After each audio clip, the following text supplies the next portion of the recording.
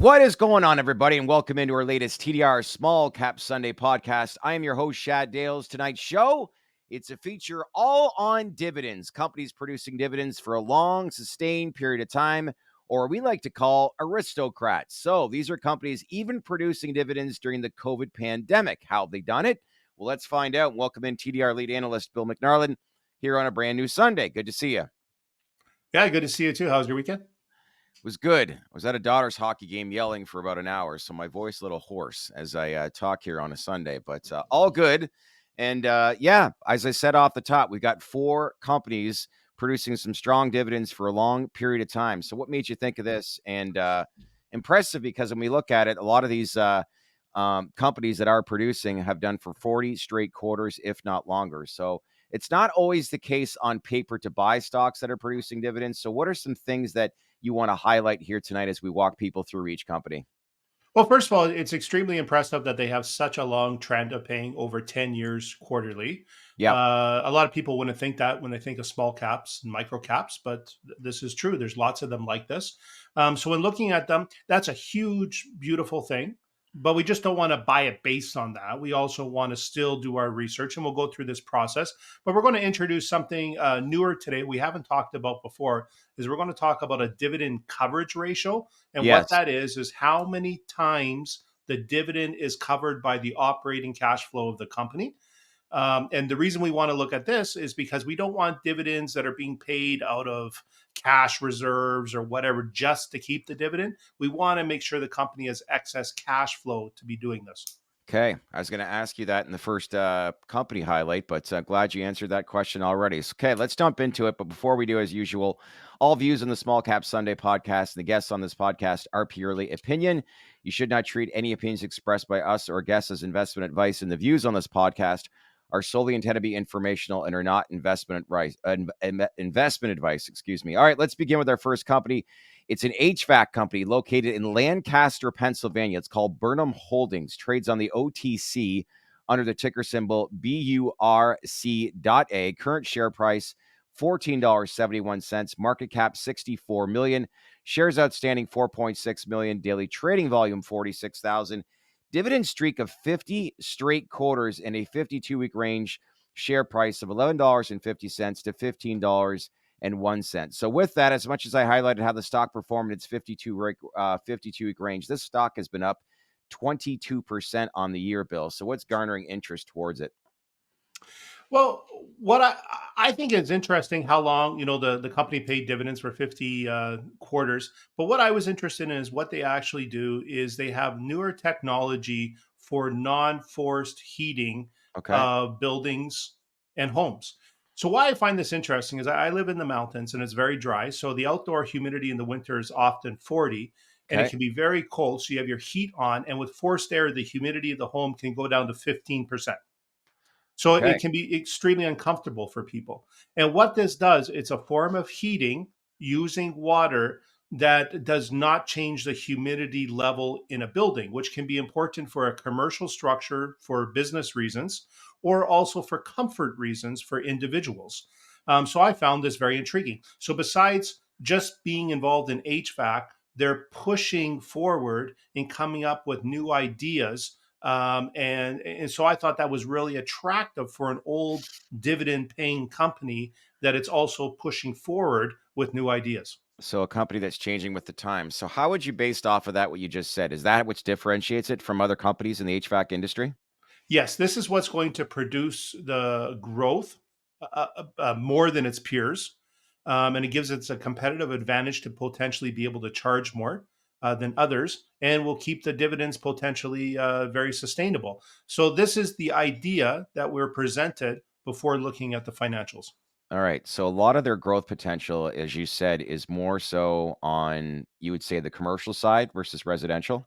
Yeah, yes, they have both focuses there, but this is what's driving it, but it's more the coming up with a new idea or new concept that they've already have in production, and that people find very attractive, and definitely I would find attractive. Understand their thesis. All right, let's find out how attractive it is. Let's go to the charts. Revenue past 12 months, along with growth percentage. We got revenue of 257 million. So clearly the idea is working. Yeah, and they have growth last year of 4.2, but Yeah. the 3-year growth is 10.5.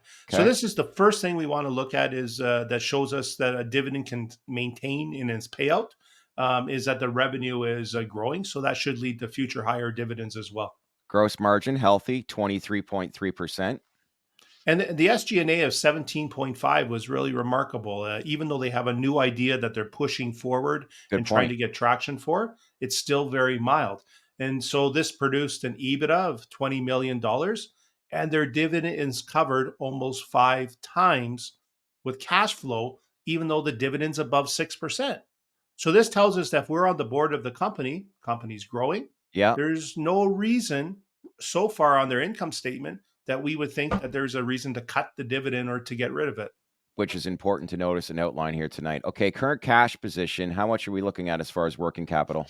Yes, they have a cash of 6 million, working capital of 75 million, which is more than their market cap. So we know that there's not going to be a reason on the balance sheet or short-term liquidity that's going to cause a dividend cut. And they had a breakup value of 102 million. So far we look at the balance sheet, there's no red or yellow flags here. Okay, levered free cash flow shows what on their cash flow statement?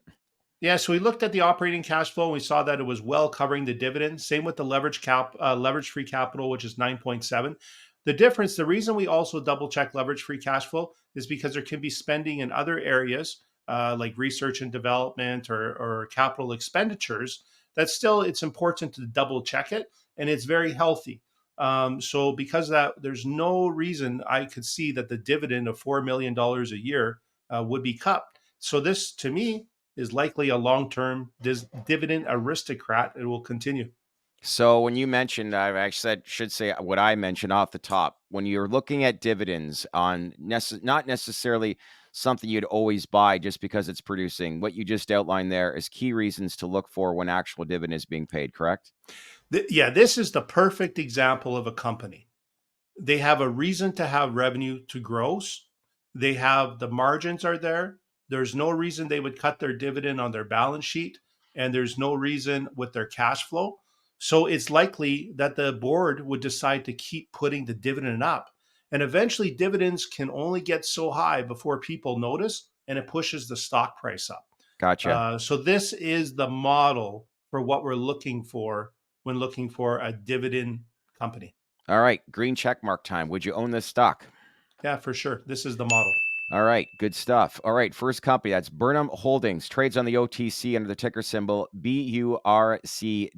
Green check mark, first one that has grabbed Bill's interest in whether or not he would own this stock. Second company, it's called Superior Group.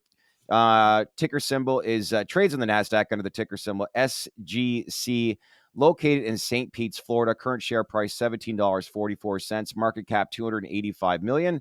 Shares outstanding is 16 million. Daily trading volume 1.2 million, and 52-week range of the share price $9.86 to $21.80. Bill, first glance, this stock has performed well, up 71% on the year. What's garnering its interest?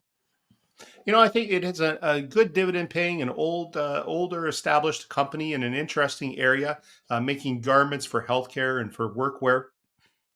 It caught my attention because I thought, this is an interesting area. The stuff doesn't go out of style; it just has to be functional. I was Yep. cleaning out my basement and garage this weekend, and I noticed some expensive 15-year-old shoes that I had that were quite trendy 15 years ago, but aren't anymore. But Yeah. then I noticed some other workwear that I have that's high quality. It's been there for 10 years, and it's perfect. I would go out and buy the same thing today. So I like these interesting businesses that are producing something that is not based on fast fashion or something. This is something that if you can produce healthcare clothes that are functional, Right. it should be around for a long time. It's not going anywhere. Yeah. Good point. Good find. All right, let's go to their income statements. First, begin with revenue the past 12 months, along with growth percentage. And wow, $567 million in revenue over the past 12 months. Guess there's a lot of people that need clothes. That's incredible. Yeah, it's healthcare is growing, and in healthcare, can you imagine being in an outfit all day long, 12 hours maybe? How important to you is that it's perfect and it's comfortable and functional? Of course, And you find it, would you buy more? Of Yes. course. And so Yes. this is their focus, right? That niche. And healthcare is growing and the other services that they provide as well.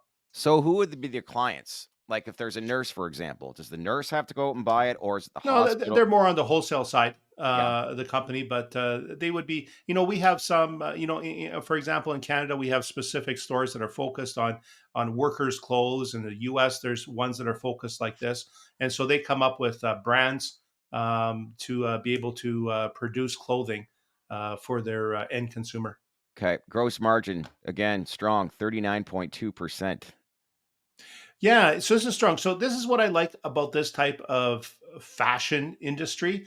They have a good gross margin, but it's not all ate up by SG&A. Their SG&A they're managing is 35%. So they spend to promote their brands and such to get it out there, but their top line is there. So this is something I like compared to some of the fashion brands that we would look at. Okay. SG&A and EBITDA showed what? Yeah, so the SG&A is 35, so they have a 4% spread on that high volume of revenue. Okay. So they have $36 million at EBITDA, and they're covering Strong. their dividend 4.7 times based on their operating cash flow. I see that. All right, balance sheet now. Current cash position is 18 million and working capital. It really grabbed my attention. Currently sitting at 176 million dollars. So this is a healthy company. Yeah, so we've went first. Their liquidity, is good. Their breakup value is $151 million, which is about half of their market cap. Yeah. And their liabilities compared to assets is 51%. So that's reasonable. So far, we've seen the income statement and balance sheet, and there's no red flags.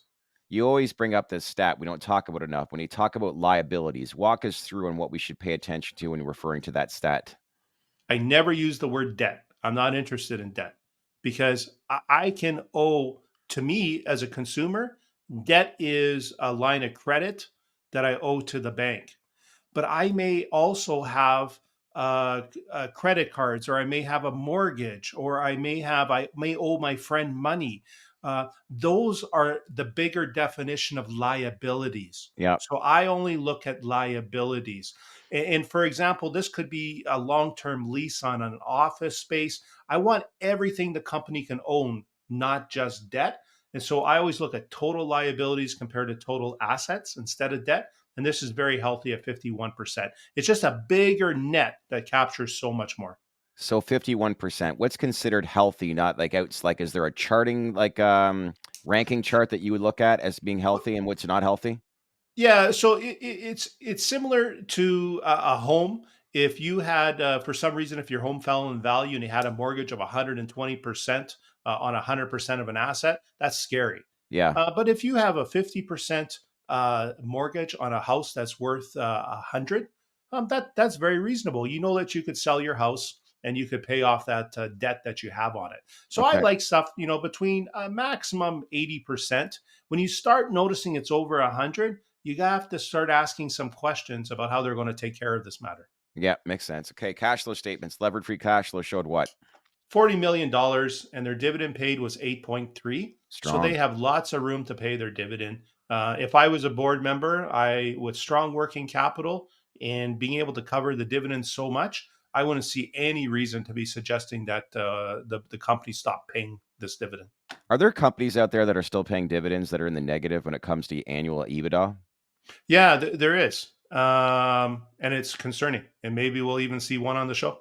Okay, we'll get into that a little bit later, but me can walk us through as to why companies still produce that. But last thing before we get into the, go ahead, finish your Yeah, thought. that's a very good question you ask. And a lot of times people are scared the stock is going to tank if they drop the dividend, and stocks do tank when you typically stop dividends. And so sometimes dividends can continue to be paying and they shouldn't.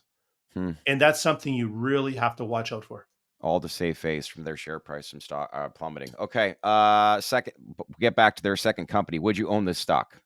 Absolutely. This Okay. there's no red flags or yellow flags. So if I wanted a dividend paying company, this would meet the qualifications. $567 million in revenue last year, clothing, wholesale in the healthcare industry. And why not? That is a consistent, repeated business model and is not going anywhere anytime soon. Third company, it's a manufacturing company. It's called the Eastern Company, trades on the NASDAQ under the ticker symbol EML. They're based out of Shelton, Connecticut. Current share price $19.31. Market cap $181 million.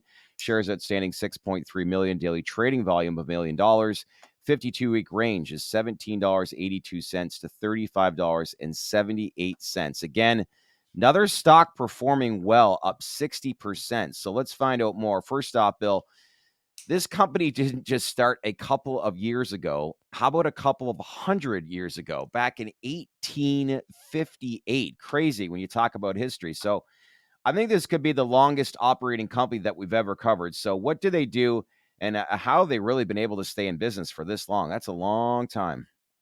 Yeah, so they manufacture specialty hardware and components for industrial markets. They have three main business units and brands, and they make different solutions for industry. So this is a long history. This stuff needs to be around. It's not necessarily in a sexy or exciting business, but it's had a long history. And as long as they also produce new ideas for industry and present solutions, they'll continue for potentially another couple of 100 years. Yeah, I was going to say, how would you best describe how this company has changed over time? Yeah, for example, one of their big businesses, big trucks and RVs. So those weren't around then, but no doubt they were doing stuff for the railway. But they just continue to look for solutions, and there's always going to be needs for this type of thing. This isn't something that's going to be replaced by AI.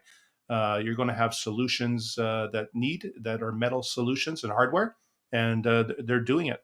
So as long as automotive is around, they're going to be around. It's what you're saying in so many words. Yeah. All right, let's look at their income statements. Revenue the past 12 months, along with growth percentage, showing what? Yeah, 284 million of revenue. But this was nice that an old school business is still growing. So last year the growth was 7.7%. Okay. Their revenue growth over 3 years is 11.4. So that's excellent for an older established business. Wow. And they have some margins there, 25.4%.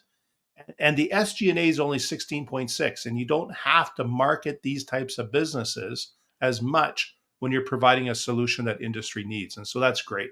You wonder what the founder who started this company back in 1858 is thinking today. That's incredible. Got an idea? Yeah, real good one. We don't want to sit down and listen to this one, but that's incredible. Okay. EBITDA was $27 million, if I'm understanding correctly. Yes? Mm-hmm. Yeah, and they had a dividend coverage of 5.8, so there is 5.8. no concerns there. Okay. When we look at this dividend coverage that you're providing as far as ranking charts, what's considered good, medium, and really strong? Well, at minimum, well, for sure it has to be above 1 Obviously. and positive, Yes. but it's not always. Okay. So that's a first screen. But you want a good cushion there, because you got to think that if it's high like 5.8, dividends not causing distraction to the board. But if it's like 1 to 1.5 and one board member says, I want to start spending money on R&D, I want to start spending money on capital expenditures, You're in then there trouble. has to be a discussion if the dividend has to be cut. But if it's really high like this, it's not something that's top and center on the mind that's causing pain for the board to pay. Okay, makes sense. Okay, current cash position, $10 million, and working capital is strong too. What was that number? Yeah, so cash of 10 million, working cap $78 million. So again, you asked last time, good question about the liabilities. It's at 51%. Okay. That's not a concern compared to Okay. assets, and so hence there's a positive breakup value of $47 million. All right. Levered free cash flow again is Yeah, it was $6 million, and they paid a dividend of 2.7. So that's an interesting point. So why is there a difference between the dividend multiple that we talked about earlier, the dividend coverage, because that's based on operating capital. Leverage free cash flow includes more, includes R&D spending, capital expenditures and such. And so even after all that spending, they still have double the amount of money to pay from leverage free cash flow. So that's another quality check that we look at, and it passes it. so dividend coverage compared to dividend paid is just like you said, expenses that have to be paid to more or less come up with that analogy when it comes to the actual dividend being paid versus the coverage. Yeah. Yeah. Okay. So that's the idea. We just want to make sure everything's covered that the company's spending. And the other thing, too, is these statistics I share are based on cash flow. So that's why companies that are only talking about EBITDA can't pay dividends, because dividends have to be paid out of cash. Gotcha. And that's why these are when you see this happening, it brings a lot of comfort to these companies. Makes sense. Would you own this stock? Last question. For sure, if I'm looking for a long-term paying dividend company, this would be a one of interest. All right, we're off to 3 green check marks here this evening. Fourth and final company here tonight focuses on the mining industry. It's a company called NACCO. Am I pronouncing that? NACCO Industries. Ticker symbol, New Yes. York Stock Exchange under the ticker symbol NC, located in Cleveland, Ohio, the Midwest. Current share price $31.30, market cap 232 million, shares outstanding 7.5 million, daily trading volume 500,000, and the 52-week range for the stock is ranging between $25.19 to $38.66. Stock's been up 13% year to date. So off the top, they focus on mining. So how would you best describe what they do in the commodities industry? So this stock, they're a pick and shovel business. They're a contract mining company. They also do some mineral management and environmental risk mitigation. So it's a service provider to the mining industry. Okay, so one of the things, and I've outlined, or at least you showed in your notes, is about coal mining. So, how do you anticipate this company, I guess, to perform, knowing that newly appointed President Trump is historically on the side and supportive of coal mining as a whole? I would say that what you mentioned there is a net positive Yep. for that industry. But these plans take a long time to put in place and to make disappear. So typically, mine approvals and putting in place, and when you decide to end a mine, those go longer than presidential cycles. So it can help, but it's not something that if one political party is in power, that it's completely disastrous. And if one is in power, that it's a savior. It's a little bit less volatile than that. So, AKA, it takes longer than 4 years, is what you're saying. Yeah. Okay, revenue. Let's go to the financial income statements. Revenue the past 12 months, along with growth percentage, showed what? So it was 224 million in revenue. The growth last year was 1% up, and the revenue growth over the last 3 years was 18.7%. So you can see that it was growing also under a different administration over the last 3 years. So there still was some growth there for the service providers. All right, so this is where we get into the education part, is what we discussed earlier. Let's take a look at gross margin, SG&A, and EBITDA. EBITDA obviously is going to be an important one to outline. So let's begin with gross margin. Showed what? 12.6 is the gross margin. The SG&A was 31. So there's an issue here. We see this as a red flag. EBITDA was showing as minus $19 million. So that's concerning. The dividend coverage, you asked about it. Do we see it negative sometimes? This company had dividend coverage of negative 1.7 times. Okay, so then what So do you this do in is this some red situation? flags right away. So what do you do in a situation like this? If you're the CEO of a company, I guess there's a lot of Well, moving parts. I imagine you go to a board meeting and management is making their case why potentially the future is going to change to the positive. Yeah, And then every board member, someone's going to put up their hand and say, should we be paying that dividend? What else could we be allocating it toward? And is this causing issues with our working capital? yeah. When you see a dividend basically stop being produced for shareholders within a company, like on average, how much do you see a share price drop within a matter of days? Well, usually it's the first it starts dropping on the rumor or the concern. And so that can usually be a hangover sometimes on a stock for a year, 6 months before. And so sometimes you can see drops 20, 30%. And then after it cuts, usually there can be drops of 20 or 30%. There's been some times in my career that I liked the company that I thought the dividend was at risk, Yeah, and maybe they're paying 8%. And people said, well, that's too high. They're going to cut it. And they then went to cut the dividend in half. And the stock through that period dropped in half. And you end up getting the same company with an 8% dividend yield after the drop make because the stock went down so much. so. Uh, How long should a company consider, if they're still producing negative EBITDA, for example, in this case, to save face, to prevent your share price from obviously plummeting? Like, how long should you be looking at if things don't get turned around when it comes to producing a dividend? Like, how much timeline would you give before, guys, like, we've got to change things, we got to change it now? Depends on how much working capital and how much your balance sheet has. Okay. And so it's something, you have a bad quarter, you have a bad 6 months, you have a bad year, and you have a huge amount of cash sitting. You're like, well, that's better off in the pockets of shareholders. But if it's restricting concerns or causing liquidity issues, then it's something that you should consider cutting soon. But for investors, it's great to watch these companies, and then if you like the company, to keep seeing, hey, if let's see what comes at the end after everything is cut. That potentially can be a time to buy. Okay. So with that, then, based on what you just said, let's look at their working capital and cash position. What is it showing?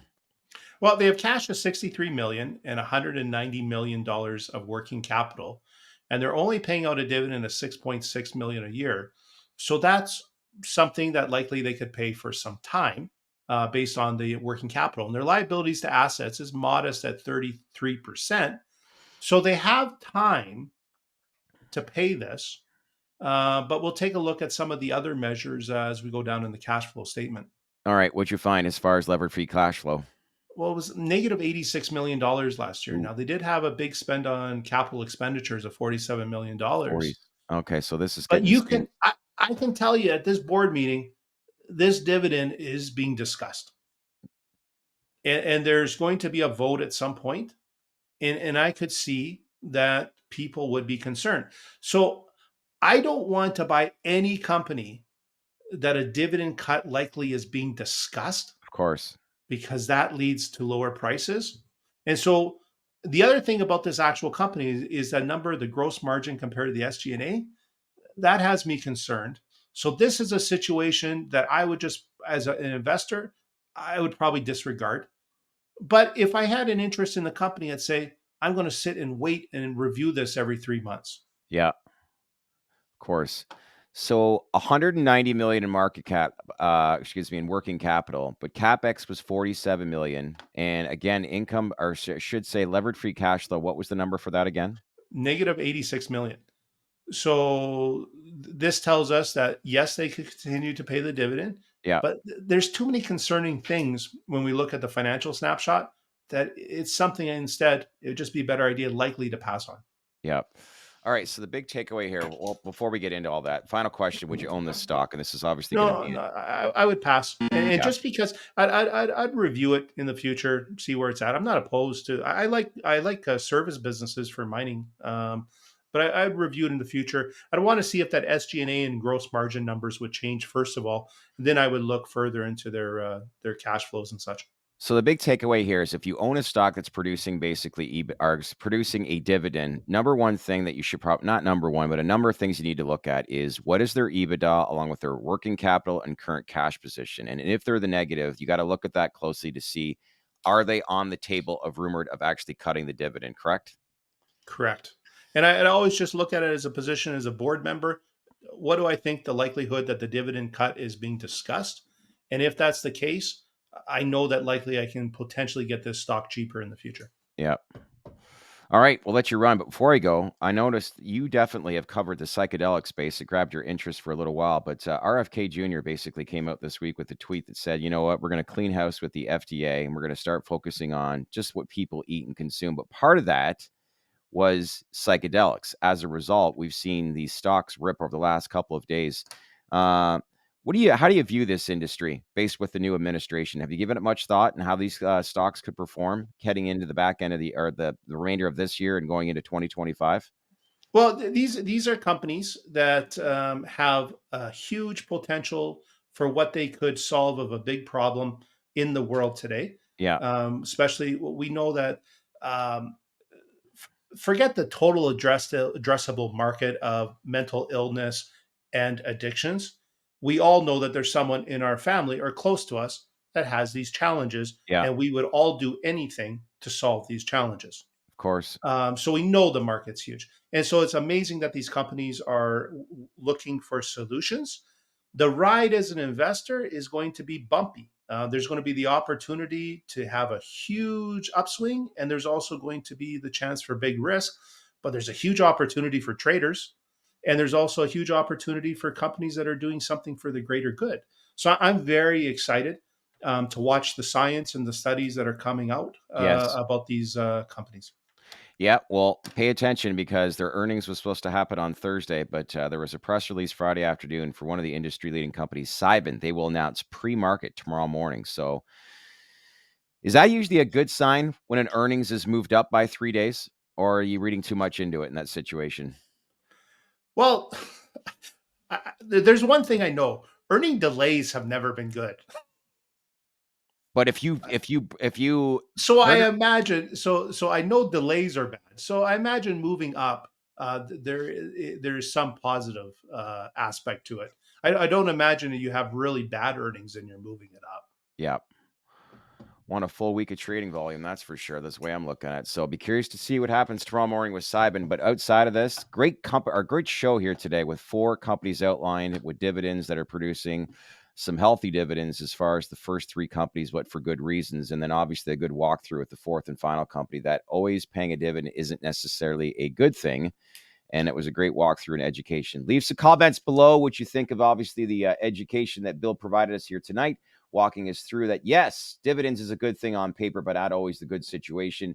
Did you like what you learned? Love to get your feedback, and make sure to smash that like button. Bill, appreciate your time as usual. We'll see you back here next Sunday. Excellent.